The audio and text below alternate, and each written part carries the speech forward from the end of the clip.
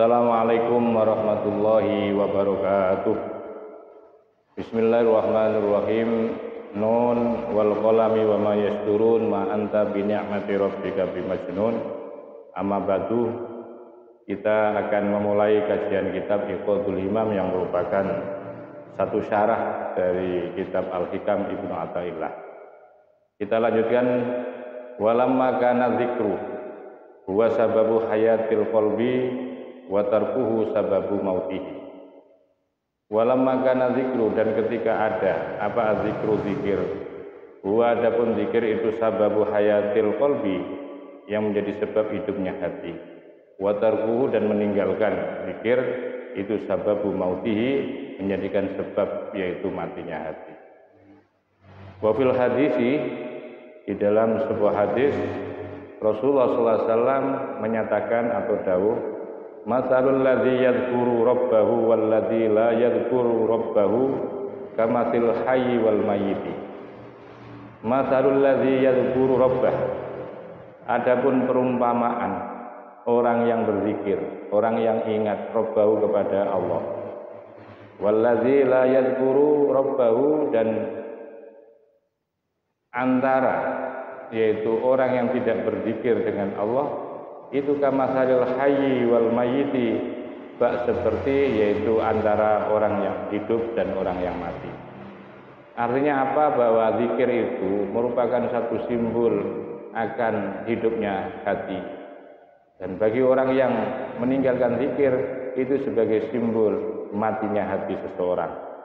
Oleh sebab itu Rasulullah mengatakan sebagaimana yang saya sampaikan barusan itu, bahwa inilah perumpamaan antara orang mati, antara orang hidup dan orang mati itu terletak kepada yaitu berzikir, terletak kepada ingat kita, terletak kita zikir kepada Allah Subhanahu wa taala.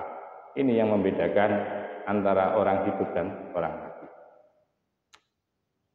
Min alamati mautil qalbi, itu setengah dari ciri matinya hati seseorang. Adamul hazni, adapun tiada susah, tiada sedih, alama atas sesuatu fataka yang engkau tidak bisa melakukan, minal muwafiqati, dari perbuatan-perbuatan baik, wa tarkun nadami, dan tidak merasa yaitu getun atau tidak merasa menyesali, alama atas sesuatu fa'alta yang engkau lakukan, min wujudi zilati, dari adanya atau munculnya kesalahan-kesalahan. Sehingga Ibnu Athaillah di dalam kitabnya sebagai matannya kitab ini, bahwa ciri matinya hati seseorang itu ditandai dengan tiadanya atau hilangnya rasa sedih, hilangnya rasa duka, hilangnya rasa prihatin yang ada pada diri mereka ketika dia tidak bisa melakukan amal perbuatan yang baik. Begitu juga dia tidak pernah menyesali dari apa-apa yang dia lakukan, dari kesalahan-kesalahan, dari dosa, dari kemaksiatan yang pernah ia lakukan, itu tidak pernah merasa salah, tidak pernah disesali dari perbuatan-perbuatan itu. Ini ciri yang paling sederhana untuk mengetahui tingkatan daripada mati dan hidupnya daripada hati atau qalbiyah kita. Qultu, saya ingin mengatakan, mautul qalbi, adapun matinya hati, sababuhu, adapun sebabnya matinya hati itu salah satu asya, ada tiga hal, ada tiga perkara. Pertama, orang itu disebut mati hatinya itu pertama dikarenakan apa? Hubbud dunya, yaitu mencintai kepada dunia. Jadi dunia itu seakan-akan segala-galanya, dunia itu yang kemudian mengatur di dalam ritme kehidupan. Yang kedua adalah wal ghaflatu an dzikrillah, lupa untuk ingat kepada Allah. Jadi orang itu kalau memang di dalam hidupnya itu jauh dari Allah, jauh dari berzikir kepada Allah, jauh dari merasa dipandang oleh Allah, merasa dipantau oleh Allah, maka sudah barang tentu orang itu sulit untuk ingat kepada Allah. Karena di antara salah satu yang membuat kita ingat kepada Allah itu bahwa kita itu selalu merasa dipantau oleh Allah, merasa dilihat oleh Allah, merasa diperhatikan oleh Allah. Dan sejak itu insya Allah kita akan selalu berzikir atau ingat kepada Allah Subhanahu wa taala.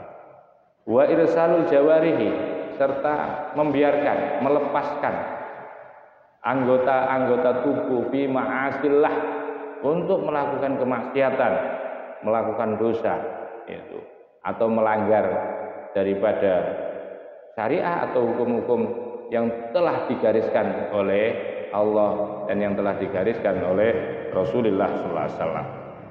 Jadi 3 komponen inilah yang membuat hati kita itu kering, yang membuat hati kita itu menjadi hati yang keras, membuat hati kita itu tidak lunak, menjadi hati kita itu akan menjadi hati yang liar.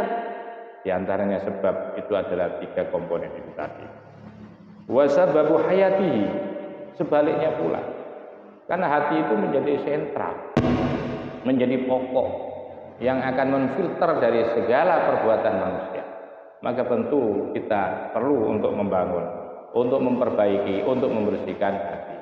Maka itu hati itu perlu untuk dihidupkan.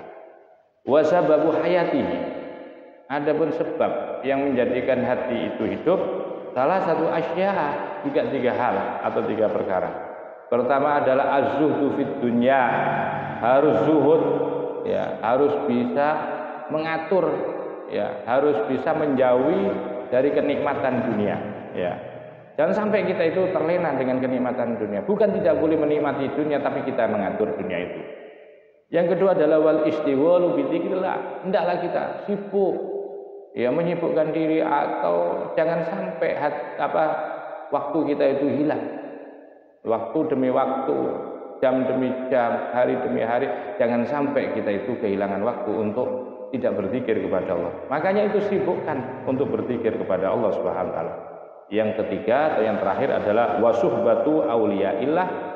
Dan kalau hati kita itu agar supaya hidup terus, maka wasuhbah, suhbah itu berteman, berkumpul bersama-sama dengan para kekasih-kekasih Allah, dengan orang-orang yang ahli ibadah, dengan orang-orang yang suka melaksanakan amal kebaikan, bersama orang-orang yang dicintai oleh Allah Subhanahu wa taala. Insyaallah 3 hal yang bisa membuat hati kita mati, dan 3 hal yang bisa membuat hati kita hidup, dan kemudian kita mengetahui masing-masing di antaranya, maka insya Allah kita akan selalu dijadikan oleh Allah Subhanahu wa taala hamba yang mendapatkan petunjuk, hamba yang selalu dituntun oleh Allah Subhanahu wa taala.